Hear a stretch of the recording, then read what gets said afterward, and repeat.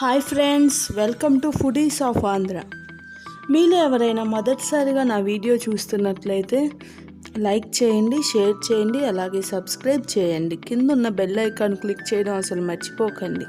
Bell icon click చేస్తే ఏ video పెట్టినా మీకు వెంటనే నోటిఫికేషన్ వస్తుంది. మరి ఇంకా టాపిక్లోకి వచ్చేద్దాం.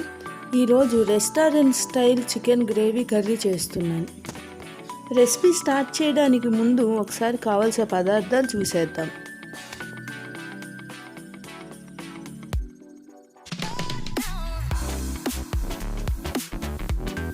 ముందుగా స్టవ్ ఆన్ చేసుకొని ఒక కడాయి పెట్టుకొని అందులో 5-6 ఎండుమిరపకాయలు, ఒక 10 నుండి 15 జీడిపప్పు వేసుకొని లో ఫ్లేమ్ మీద బాగా ఫ్రై చేసుకోవాలి. ఇలా తిప్పుకుంటూ ఫ్రై చేసుకొని లైట్గా కలర్ చేంజ్ అయ్యాక స్టవ్ ఆఫ్ చేసేసి ఇవన్నీ ఒక మిక్సీ జార్లో వేసుకోవాలి. చూడండి, నేను ఇక్కడ మిక్సీ జార్లో వేసుకొని పెట్టుకున్నాను. ఇందులో తరిగిన టమాటో ఒకటి వేసుకొని అవసరమైతే కొంచెం నీళ్లు వేసుకొని మెత్తగా పేస్ట్లా చేసుకోవాలి. ఇప్పుడు అదే కడాయిలో 1/2 కప్పు ఆయిల్ వేసుకొని ఆయిల్ వేడయ్యాక ఇందులో 2 ఉల్లిపాయలు సన్నగా తరిగినవి వేసుకొని మీడియం ఫ్లేమ్ మీద లైట్గా కలర్ చేంజ్ అయ్యేంత వరకు వేయించుకుంటున్నాను. ఇలా కలర్ చేంజ్ అయ్యాక ఇందులో 2 టీ స్పూన్ల అల్లం వెల్లుల్లి పేస్ట్ వేసుకొని పచ్చివాసన పోయేంత వరకు ఫ్రై చేసుకోవాలి.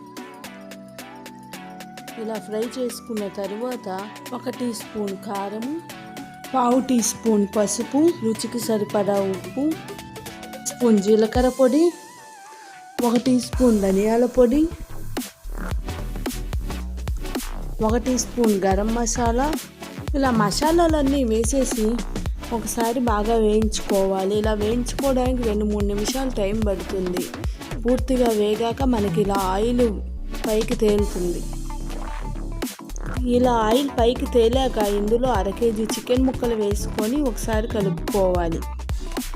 ఇలా కలుపుకుంటూ చికెన్లో వచ్చిన నీరంతా ఎగిరేంత వరకు వేయించుకోవాలి.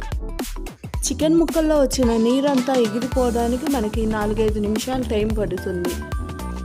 ఒక 5 నిమిషాల తర్వాత చూస్తే ఈ స్టేజ్కి వచ్చేసింది. ఇప్పుడు నేను ఇందులో మనం ముందుగా గ్రైండ్ చేసి పెట్టుకున్న ఎండుమిర్చి టమాటో పేస్ట్ని వేసుకుంటున్నాను. ఇలా వేసుకొని ఒకసారి తిప్పుకొని ఒక 2 నిమిషాలు కుక్ చేసుకుంటున్నాను. ఇలా కుక్ చేసుకున్న తర్వాత ఇందులో 1/2 లీటర్ నీళ్లు పోసి లో ఫ్లేమ్ మీద 20 నిమిషాలు ఉడికించుకోవాలి. 20 నిమిషాల తర్వాత మూత తీస్తే మన చికెన్ బాగా కుక్ అయిపోయింది. ఒకసారి తిప్పుకొని ఇందులో కొంచెం కొత్తిమీర తరుగు వేసుకొని ఇంకొకసారి బాగా కలుపుకోవాలి. అంతేనండి, మంచి కలర్ఫుల్గా ఉంది చూడండి. ఒకసారి మీరు కూడా ట్రై చేసి చూడండి, మీకు బాగా నచ్చుతుంది. మీకు ఈ రెసిపీ నచ్చిందనే అనుకుంటున్నాను. Please do like, share and subscribe.